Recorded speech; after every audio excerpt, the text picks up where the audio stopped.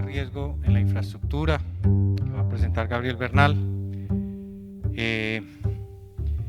Esta, como igualmente las dos siguientes, son realmente una continuidad un poco de lo que estaba ilustrando el profesor Andrew Musgrave ahora en la mañana. O sea, el informe bianual se alimentó, utilizó la información de estos modelos que van a ver ustedes de qué se trata y que han sido pues desarrollados en el marco de esa iniciativa global que es la más reciente que se ha hecho a nivel de riesgos a nivel internacional. Entonces, pues Gabriel Bernal, ya lo han visto creo que muchas veces en algunas de las ponencias que ha habido, es profesor de la Universidad Nacional de Colombia, sede Bogotá, y es el gerente técnico de Ingeniar. Entonces, pues los dejo con Gabriel para que nos ilustre un poco sobre el modelo mundial de riesgo en la infraestructura. Gracias, profesor Omar Darío, y muy buenas tardes a todos. Bueno, pues la idea de esta presentación es como ahondar un poco más en una parte de todo ese trabajo que nos contaba más temprano Andrew Musgrave y que tiene que ver con el desarrollo, él también lo mencionó, de una modelación específica de riesgo, pero pensando en los sistemas de infraestructura, buscando tener elementos técnicos con los cuales alimentar los diferentes mensajes que al final pues componen lo que está en el reporte que nos contaba él más temprano en la mañana. Entonces la idea es como ir, digamos, entrando poco a poco en algunos detalles, no todo. Como decía Omar Darío, hay un par de ponencias posteriores a esta plenaria, donde vamos a detallar un poquito más ciertas cosas, pero sí la idea es como mostrarles un panorama completo de lo que fue este esfuerzo de modelación, que pues es tal vez el modelo de riesgo global más completo que se ha desarrollado hasta la fecha. Entonces, pues los sistemas de infraestructura, ¿cierto? Son, pues todos sabemos qué son, ¿cierto? Son en general complejos, son bastante complejos, son muy importantes para la sociedad, proveen una serie de servicios y de condiciones que sientan como una especie de cimentación o de base para todo el desarrollo social, interactúan entre ellos, ¿cierto? Uno podría pensar en la infraestructura casi que como un sistema de sistemas, no es uno solo, sino son varios, y por lo tanto, digamos, tienen características complejas. Están compuestos por elementos individuales, sí, pero también la interconexión entre esos elementos y lo que al final es el servicio que el sistema presta, es a veces mucho más importante que lo que representan propiamente los activos que lo componen. Entonces, digamos que hay una serie de complejidades encima que teníamos que abordar. Mucho peor cuando uno no está mirando, como en el caso de esta animación, que sería como una pequeña ciudad o algo así, sino cuando uno está pensando en un país, ¿cierto? En un territorio, digamos, grande. En ese sentido, pues es mucho más complejo porque estamos hablando de cómo darle una información en términos de riesgo y resiliencia de la infraestructura a todo un país, en múltiples sectores. Entonces, mirando con un poco la literatura de cómo evaluar la resiliencia de la infraestructura, nos encontramos dos enfoques principales.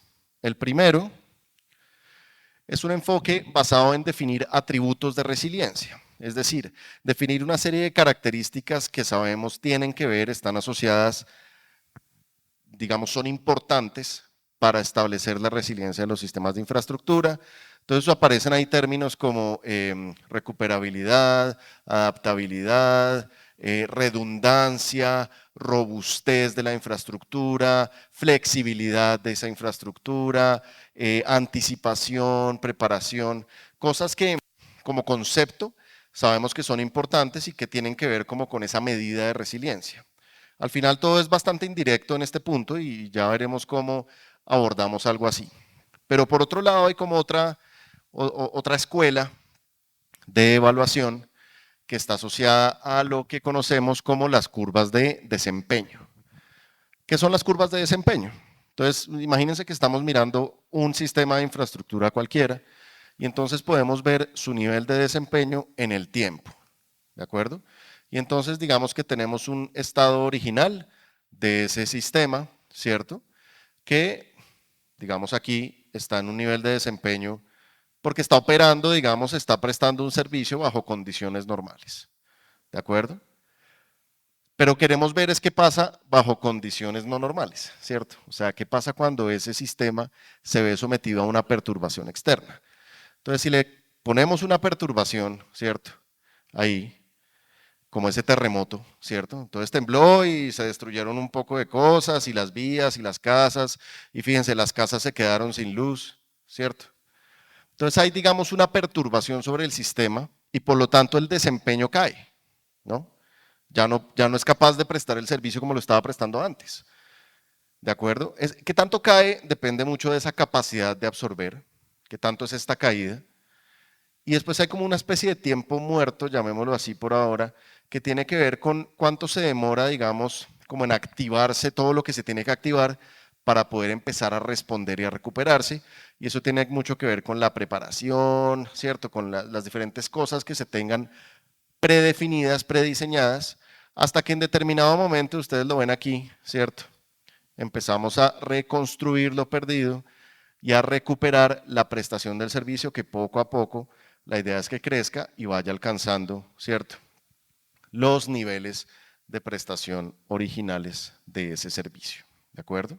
Entonces esa curva que se forma es lo que conocemos como la curva de desempeño y que es, insisto, otra manera como de ver el problema. Ahora, generar curvas de desempeño para países completos también es una cosa, digamos, que empieza a ser difícil porque hay interconexión entre los mismos sistemas de infraestructura. Pero entonces con estos dos grandes marcos conceptuales empezamos a hacer nuestra propuesta de cómo medir la resiliencia. Y así nace el GIRI. El GIRI es el Global Infrastructure Resilience Index, que como ya nos contó Andrew, pues es, digamos, una iniciativa financiada desde la CDRI, la Coalition for Disaster Resilient Infrastructure.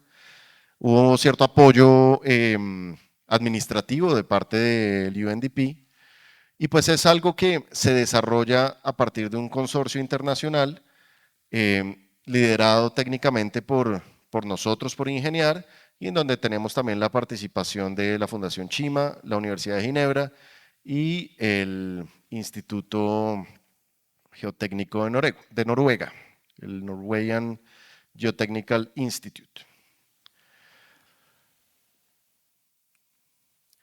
Entonces, con ese marco conceptual ya podemos empezar a definir cosas, ¿cierto?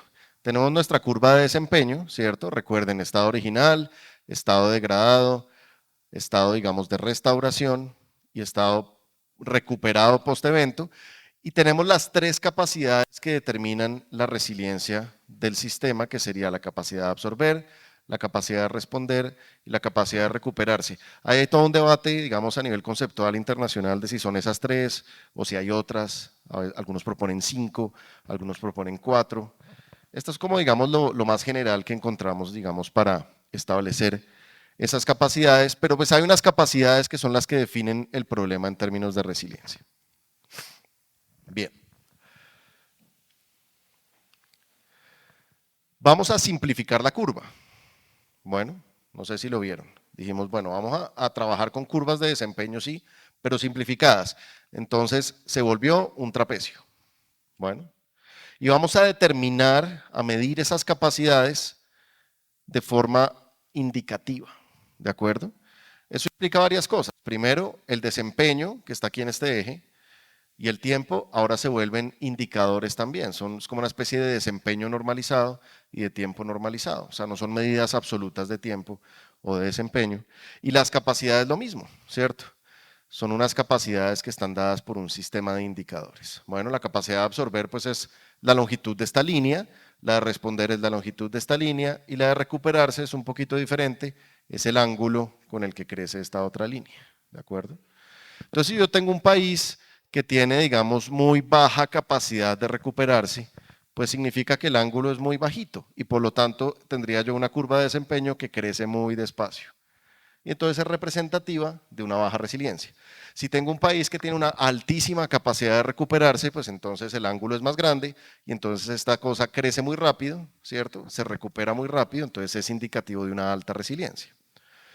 Pero fíjense que estamos transformando el problema a una medida indirecta. Es decir, no vamos a estar en capacidad de determinar tiempo y desempeño propiamente como si fueran unidades absolutas, sino de forma relativa entre los países. Y eso significa que podemos asociar estas capacidades a esos atributos de resiliencia, ¿de acuerdo? Hacemos una asociación, ¿cierto?, de uno a muchos para tratar de reflejar las capacidades en función de cuáles son los atributos que mejor las representan, ¿de acuerdo? Claro, medir esos atributos tampoco es fácil, y eso es de lo que nos va a hablar más tarde Mabel Marulanda, cuando ya entremos, digamos, un poco más en esos detalles. Pero el punto es que para poder definir como estos atributos, estos principios de resiliencia país por país, pues fue necesario construir un sistema de indicadores que reflejara precisamente esas capacidades, ¿cierto? Son unos indicadores, digamos, escogidos con ciertos criterios, buscando además que existieran para la mayoría de países, que se tenga, digamos, unas fuentes de información suficientemente confiables, una serie como de criterios de calidad que eso tiene que cumplir, pero además que sean capaces de reflejar hasta cierto punto las capacidades que queremos reflejar. Y entonces de esa manera es posible construir, ¿cierto?, la curva de desempeño simplificada basada en indicadores, y nos queda faltando un ingrediente del diagrama, y es la perturbación, ¿de acuerdo? Esa perturbación, entonces, la modelamos, ya voy a eso, como una pérdida aleatoria, ¿cierto?, de ocurrencia aleatoria. Es decir, no sabemos la perturbación cuánto vale y no sabemos cuándo va a ocurrir. O sea, es un problema de riesgo.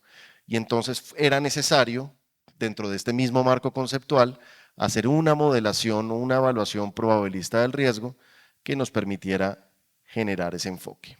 Bueno, ya ustedes vieron, entonces ahí salió de primeras, ¿cierto? El Gini termina siendo una función, esto es bastante arbitrario, así lo definimos nosotros porque pues dio bien, ¿cierto? Pero al final tiene mucho sentido, ¿de acuerdo? Es simplemente una función que tiene que ver con el área, digamos, encerrada por este trapecio y con la longitud de esas tres capacidades que estamos viendo ahí, ¿de acuerdo? Entonces, esa relación que estamos viendo ahí, esa relación matemática, es, digamos, una buena aproximación para definir un índice que califique un país, todos los sistemas de infraestructura de un país, de manera que sea comparable y que nos permita generar el resultado que nos interesaba. Bien. Entonces, vamos a centrarnos un poco en la modelación de esa perturbación.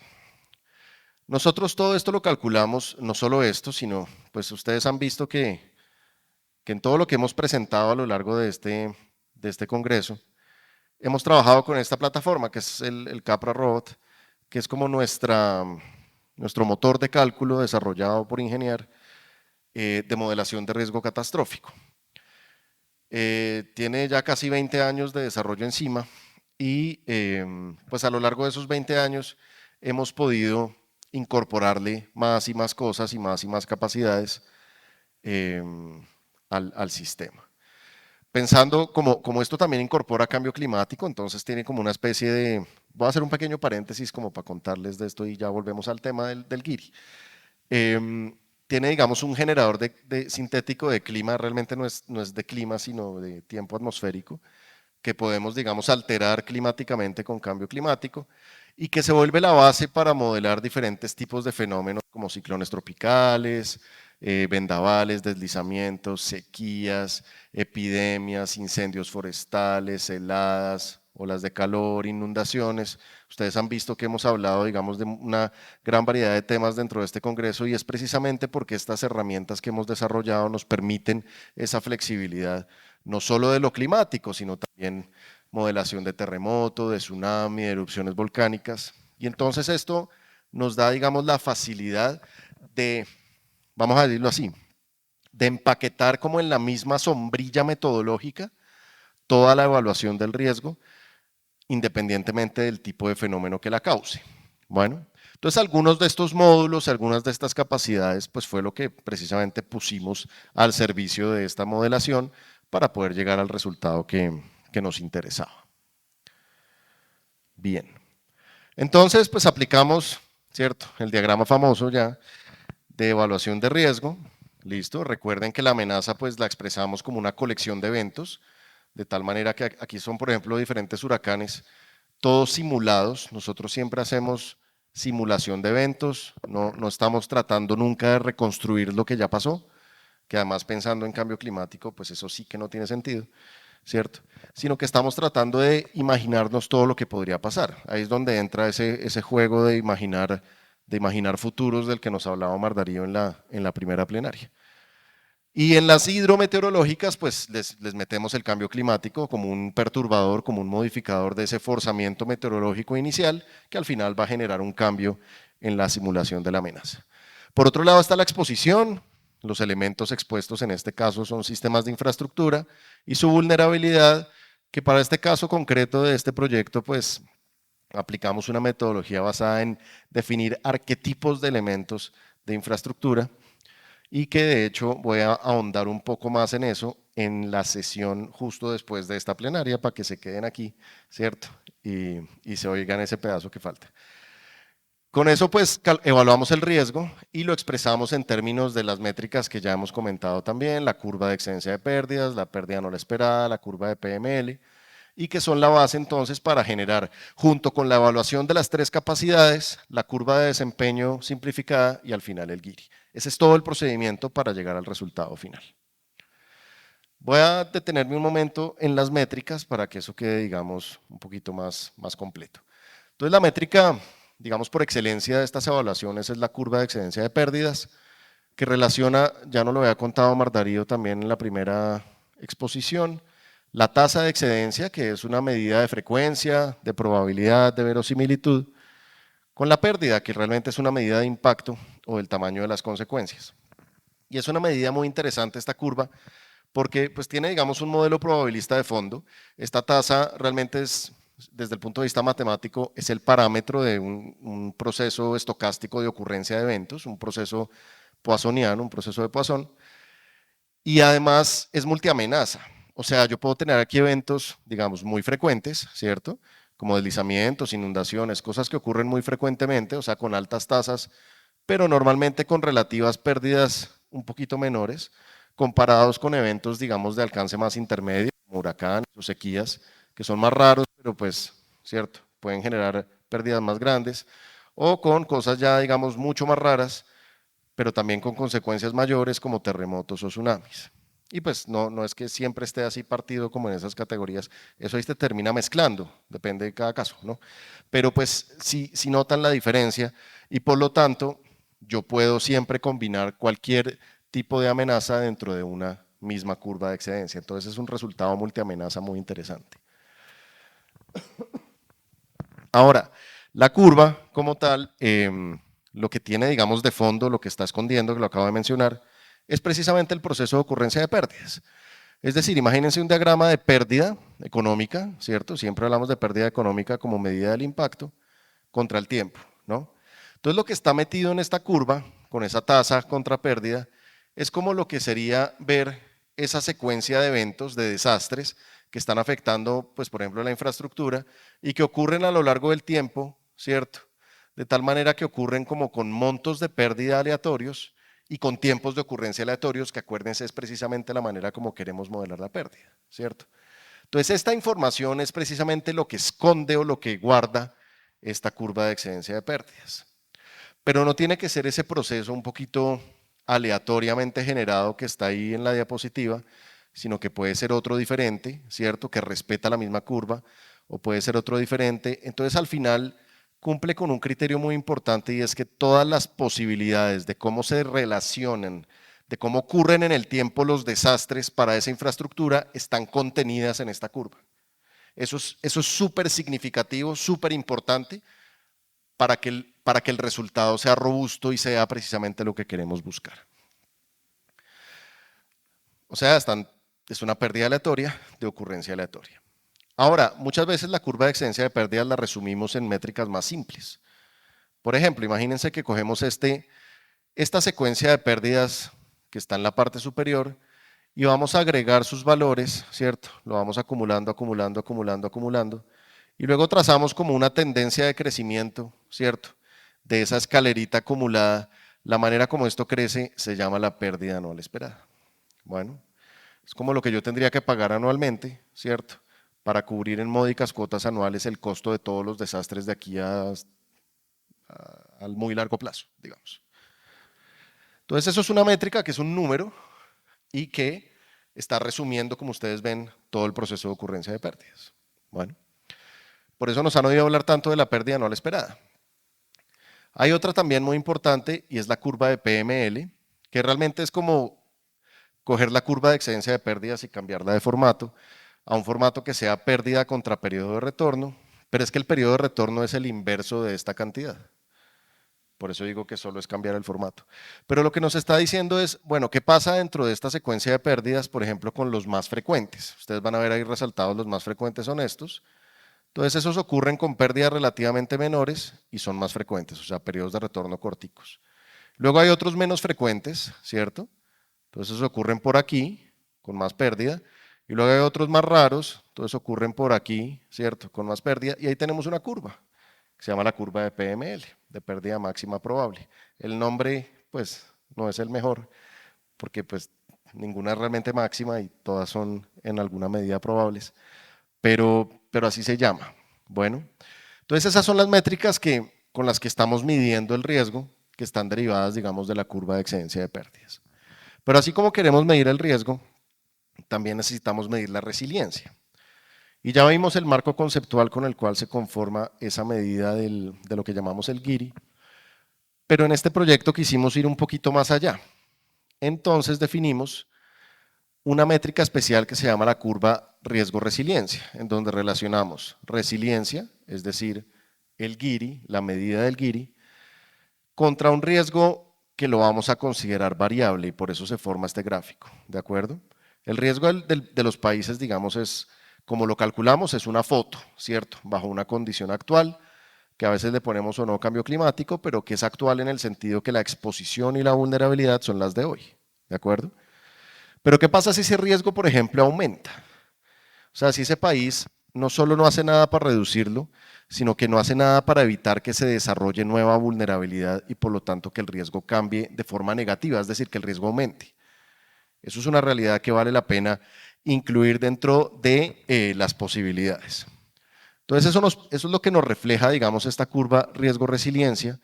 Y por ejemplo, si tenemos un país con una curva de este estilo, fíjense cómo la resiliencia cae si el riesgo empieza a aumentar hasta cierto nivel. Y es muy diferente a si el país tiene una curva, por ejemplo, de este estilo, donde si el riesgo aumenta, ¿cierto? Su resiliencia también cae, pero no cae tan rápido, ¿no? Entonces esa característica es muy importante, además porque pasó algo, digamos, muy interesante para nosotros en el desarrollo de estas métricas, y es que encontramos una relación matemática entre estas curvas riesgo-resiliencia y la curva de desempeño, de la cual se deriva todo el problema, ¿cierto? Realmente no es la curva de desempeño, sino la forma de la curva de desempeño que está asociada a la derivada, ¿cierto?, de esta curva.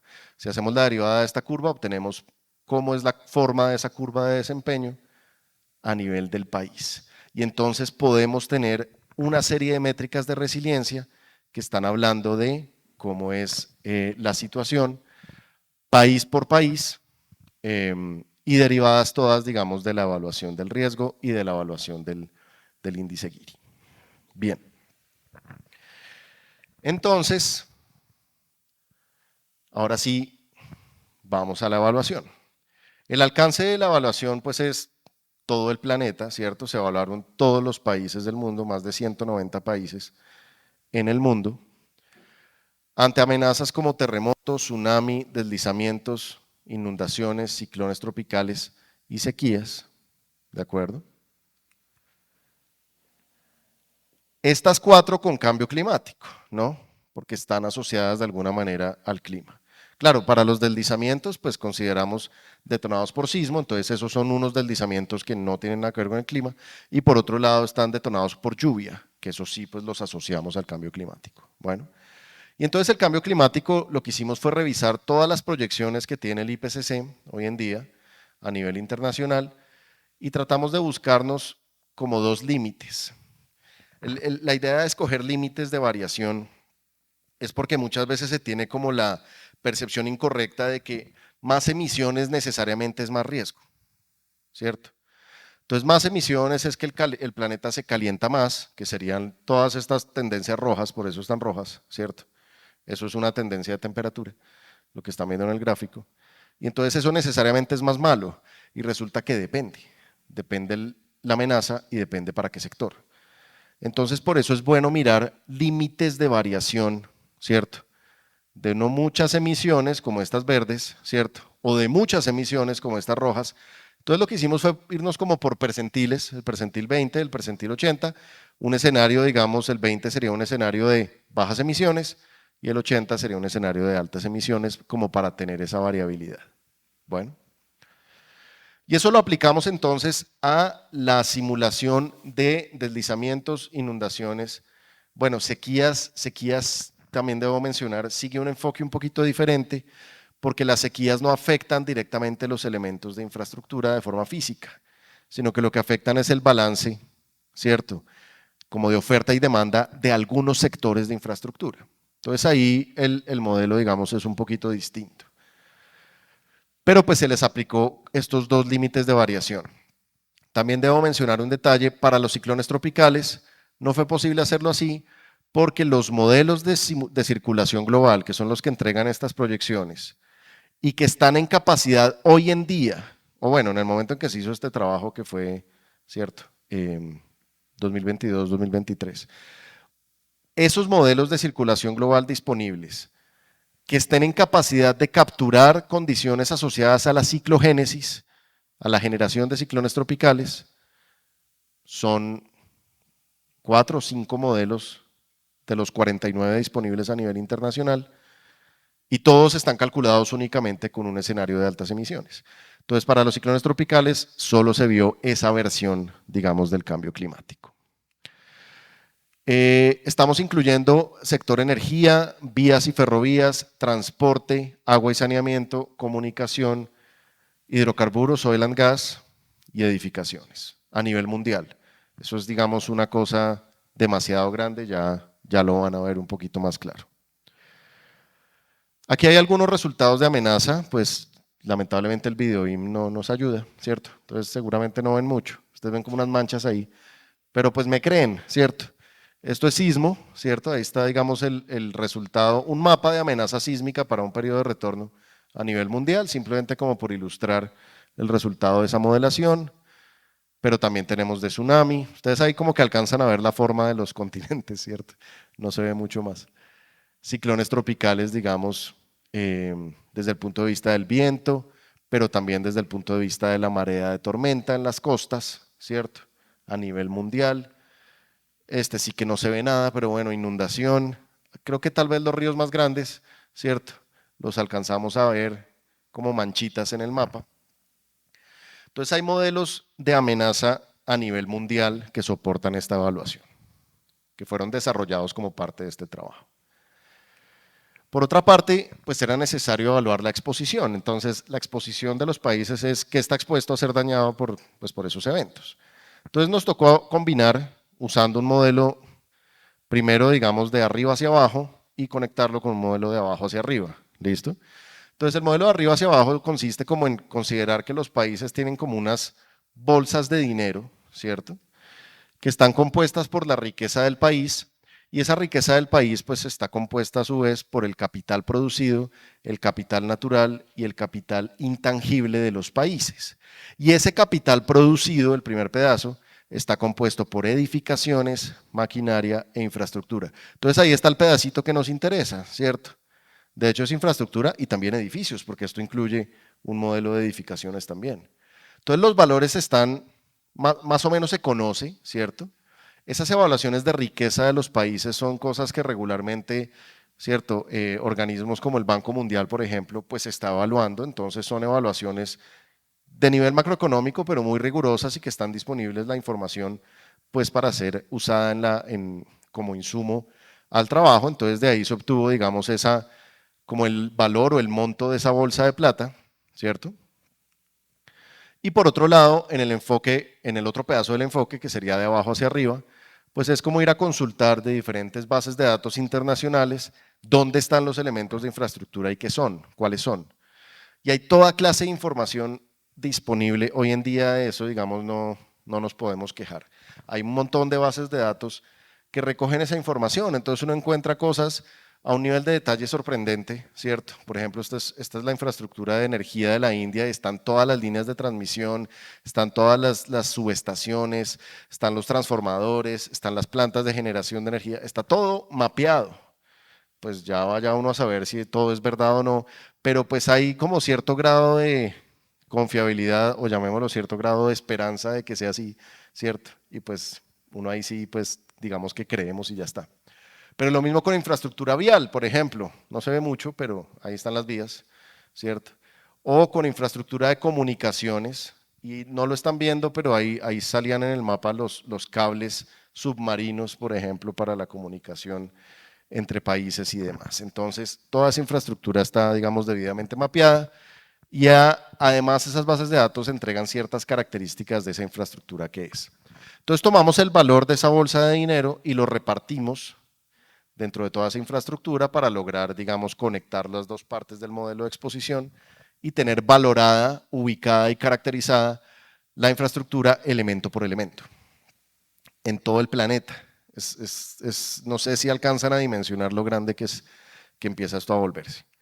Ahora, desde el punto de vista de la vulnerabilidad, como ya les había anticipado, generamos un modelo de arquetipos de elementos de infraestructura, mirando, por ejemplo, elementos individuales, como cosas como termoeléctricas, aeropuertos, refinerías, plantas de tratamiento, etcétera, etcétera, etcétera, que son cosas que en sí mismas tienen una complejidad importante, ¿de acuerdo? Entonces, al final eso nos permite, por ejemplo, generar como un modelo de lo que es una termoeléctrica. Claro, no todas las termoeléctricas son iguales, ¿cierto? De hecho, uno diría que todas son distintas, pero guardan ciertas características porque pues tienen unas condiciones de operación que implican que requieren ciertos subcomponentes para poder hacer lo que hace esa planta termoeléctrica, ¿de acuerdo? Entonces eso permite generar ese modelo de arquetipos con el cual logramos construir funciones de vulnerabilidad para diferentes tipos de fenómenos. Si el tema les interesa, se quedan aquí después de la plenaria, que eso es lo que sigue después. Bueno. Y bueno, como tenemos tantos sectores y tantas variedad en este trabajo, pues se generaron, digamos, es una librería o biblioteca muy grande de arquetipos, que es tal vez la biblioteca de funciones de vulnerabilidad más grande que hay para elementos de infraestructura hoy en día en el planeta. Es comparable pues con las de otros modelos, digamos, previos, pero tal vez es muy superior a lo que se ha hecho anteriormente en el mundo. Y bueno, pasamos ya entonces a la evaluación del riesgo y la resiliencia en 8 sectores, ¿cierto? 8 sectores de infraestructura que se subdividen en 25 subsectores. Entonces, fíjense, por ejemplo, en energía se subdivide en generación, transmisión, distribución. Entonces, cada cosa tiene sus complejidades. Vías se subdividen en vías, puentes, túneles, ferrovías igual, vías, puentes y túneles ferroviarios, ¿cierto? Transporte pues incluye aeropuertos y puertos. Agua y saneamiento incluye infraestructura de distribución, de recolección de aguas servidas y de tratamiento. Comunicaciones incluye infraestructura de cableado, infraestructura inalámbrica y de cableado submarino. Todo el tema de hidrocarburos se subdivide entonces en exploración, producción y distribución. Y para las edificaciones tenemos también varios sectores. Entonces está todo el sector residencial, de gobierno, de industria, salud y educación. Entonces es una cosa bastante grande, pero además esa es solo una parte de la película, porque por este lado hay que calcular eso con sismo, con tsunami, con ciclones tropicales, inundaciones, deslizamientos, sequías, pero además algunas de estas amenazas tienen varias versiones porque las estamos calculando primero con la climatología base histórica. Ustedes ven donde dice base, es porque es el clima base, pero además algunas de ellas tienen cambio climático de altas emisiones y de bajas emisiones. Entonces al final la matriz es gigante. Bueno, no toda la matriz se llenó, evaluamos todo esto sí, todo lo que tiene cuadrito verde. Cuando entramos en los deslizamientos, más como una reflexión que dijimos, a ver, hay a nivel mundial y con, digamos, la baja resolución que implica una modelación de estas, pues como que hay un cierto, algo no empata entre la amenaza de deslizamiento y algunos elementos, ¿cierto? Empezamos a mirar cómo afectan los deslizamientos a un aeropuerto, por ejemplo. Entonces empieza a ser difícil porque la resolución del modelo no da para capturar eso bien. Entonces lo limitamos únicamente a las vías y a las ferrovías como elemento que tal vez, o para el cual es tal vez más importante esa amenaza. Y en el caso de la sequía, pues ustedes ven que el cuadrito tiene otro color, porque como les dije, el modelo pues es distinto.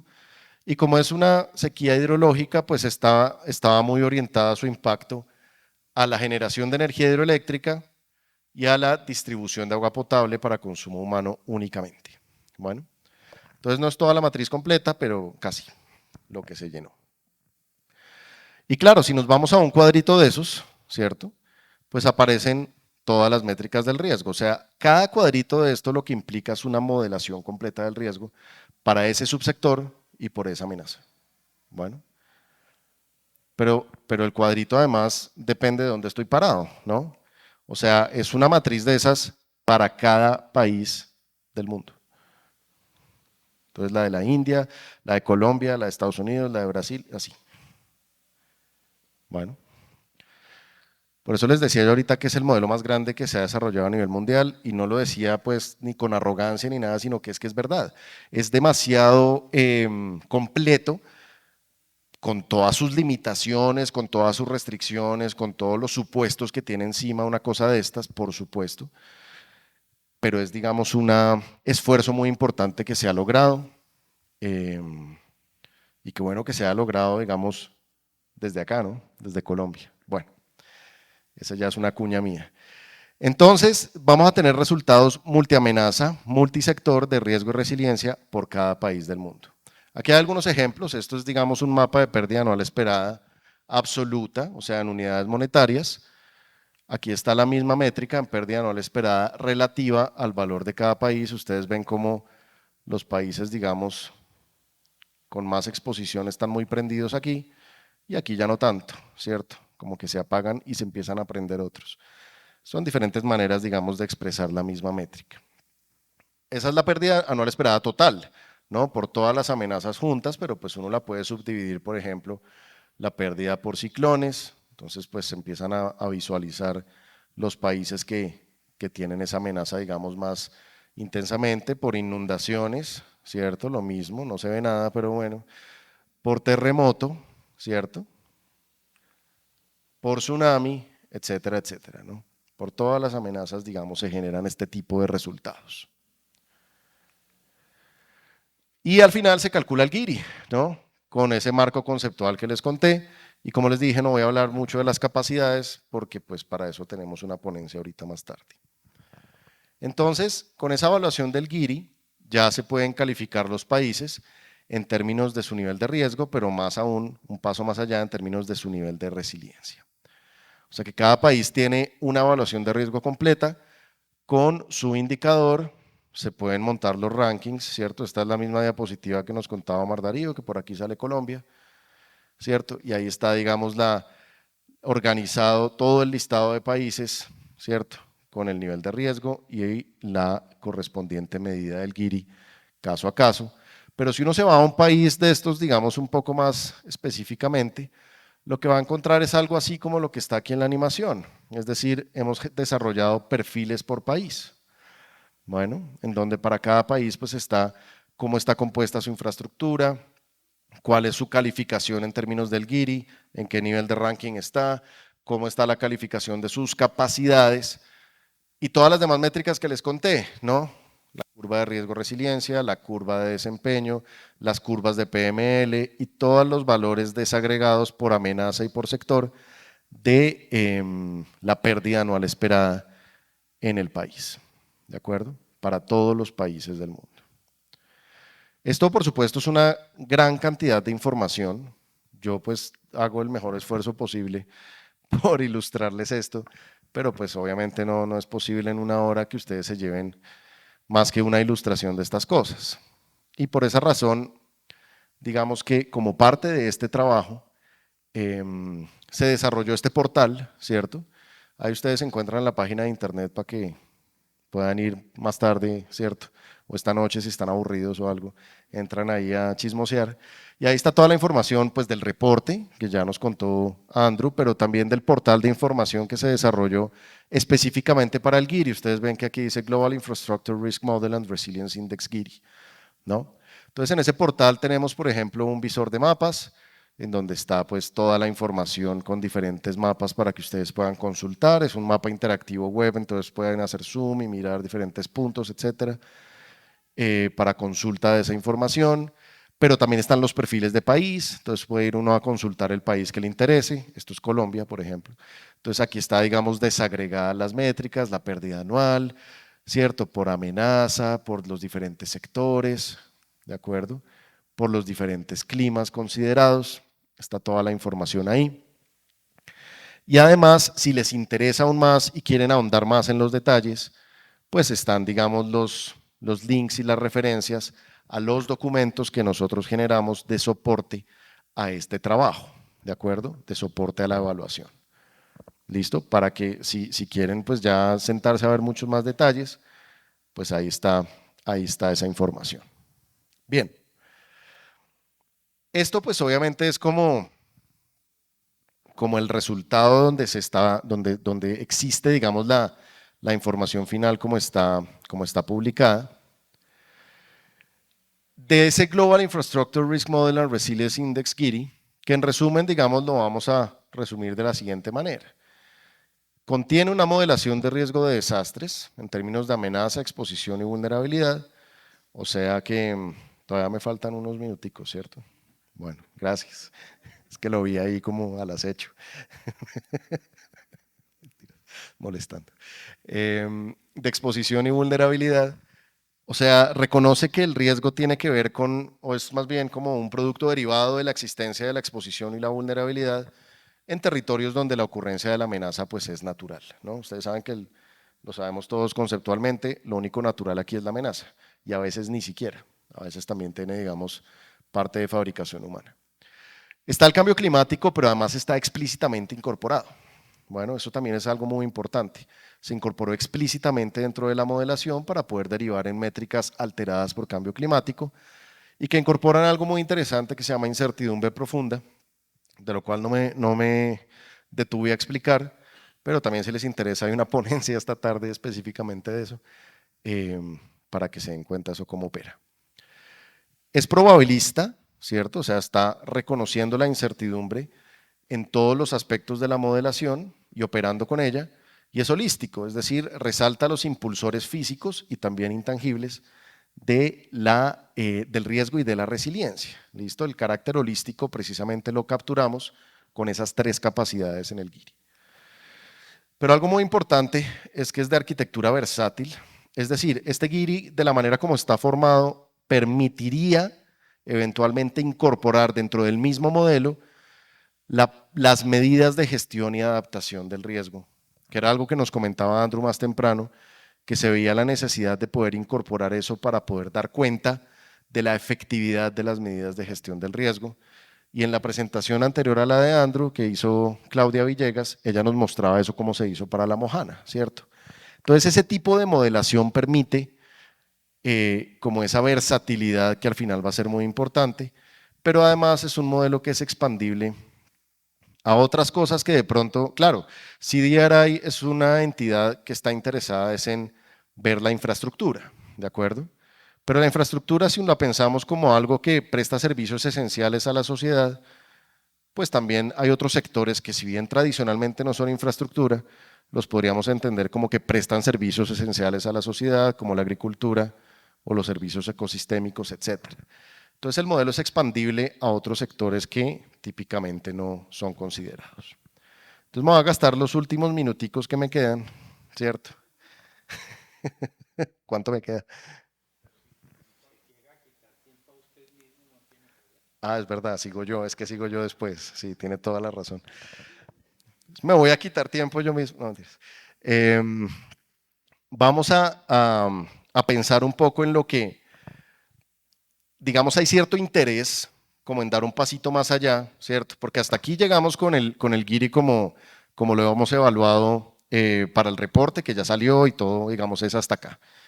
Pero hay un cierto interés de continuar y como que el paso natural para continuar es precisamente este, ¿cierto?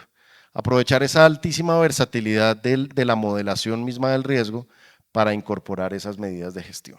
Entonces me voy a gastar los últimos 5 minutos explicándoles eso cómo sería, ¿no?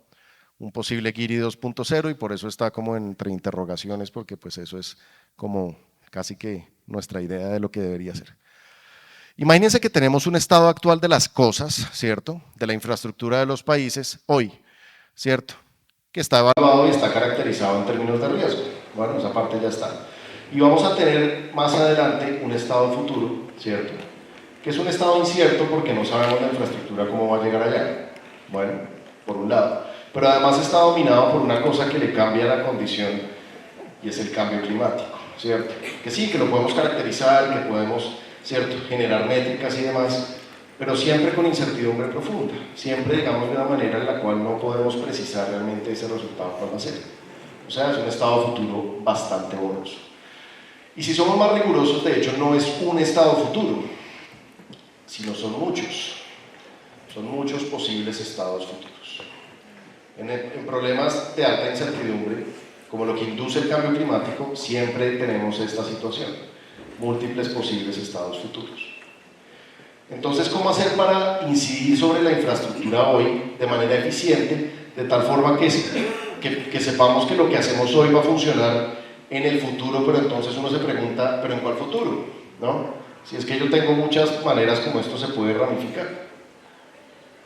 Pues vamos a ver, digamos que tenemos un plan, ¿cierto? El plan es este circulito. Entonces ese plan está compuesto de acciones, está compuesto de intervenciones, está compuesto de financiamiento, está compuesto de una serie de políticas, de cosas que yo quiero hacer en la infraestructura de un país. Y lo quiero implementar sobre esa infraestructura, pero no lo voy a implementar mañana, ¿cierto? O en los estados futuros, sino que se implementa hoy, ¿cierto? En el estado actual. Y lo implemento en la vida real un poco a ciegas, pero para eso es el modelo. Entonces uso el modelo para implementarlo en el modelo y ver cómo le va a ese plan, ¿cierto? En todos esos estados futuros. Y ustedes ven que eso ahí se ramifica y ¡pum! Hay unos estados futuros para los que funcionó bien ese plan, o sea, fue efectivo en llegar al resultado que quería, digamos una reducción del riesgo de determinado valor, y para otros no fue efectivo, por eso quedaron en rojo. Entonces el plan no nos va a servir, ¿cierto? Necesitamos cambiar el plan. Entonces cambiamos el plan, ahora es un cuadradito, ¿cierto? Y repetimos, y entonces ahora se prenden otros, pero se apagaron otros también. Entonces no nos sirve, y repetimos, ¿cierto? Ahora es el triángulo, y el triángulo le fue súper mal, ¿cierto? Todo en rojo, ese sí que está horrible. Entonces lo cambiamos, y seguimos cambiando, y seguimos cambiando, y seguimos cambiando, hasta que encontramos un plan de acciones, un plan de gestión del riesgo, un plan de adaptación, ¿cierto? Como lo queramos llamar, que es efectivo en la mayoría de posibles estados futuros, ¿de acuerdo? Eso es lo que queremos encontrar, y esa es la mejor manera de proceder y la más robusta cuando estamos en un contexto de alta incertidumbre. Eso es lo que nosotros, digamos, hemos condensado en lo que, por ahí lo han escuchado, ¿cierto?, llamamos la ingeniería de control de riesgo, que es esencialmente un procedimiento con el cual yo puedo definir medidas de gestión del riesgo e incorporarlas en la modelación para medir su efectividad ante las múltiples variaciones, como el mismo problema de riesgo, pero además alterado por condiciones de alta incertidumbre como el cambio climático, pueden llevar la situación, y cómo usar esas medidas de una manera eficiente, cómo gastar los recursos de la manera más correcta, más apropiada, más efectiva, para llegar a un nivel de reducción de riesgo que sea el que nos interesa encontrar, ¿de acuerdo? Esto es, digamos, hacia donde creemos que debe ir esta iniciativa. Poder darle a los países una información de este estilo creemos que sería muy valioso para que precisamente podamos impulsar el desarrollo, o incluso hasta generar cierto entusiasmo y cierto atractivo en la inversión en gestión del riesgo y en adaptación al cambio climático a nivel de cada país del mundo. y que se llegue, digamos, a una visión un poquito más concreta, un poquito más aterrizada de la gestión del riesgo. No se les pide que hacer gestión del riesgo es un ejercicio intelectual, como nos contaba Margarita, en el cual está uno tratando de materializar algo que es muy concreto, que es una acción, ¿cierto? Pero que se deriva de un imaginario abstracto, que son todos esos múltiples estados futuros de cómo puede desarrollarse el problema, ¿de acuerdo? Es decir, cuando los hechos son inciertos, los valores son discutibles, la relevancia es alta y las decisiones son urgentes, estamos hablando de gestión del riesgo de desastres. Bueno, muchas gracias.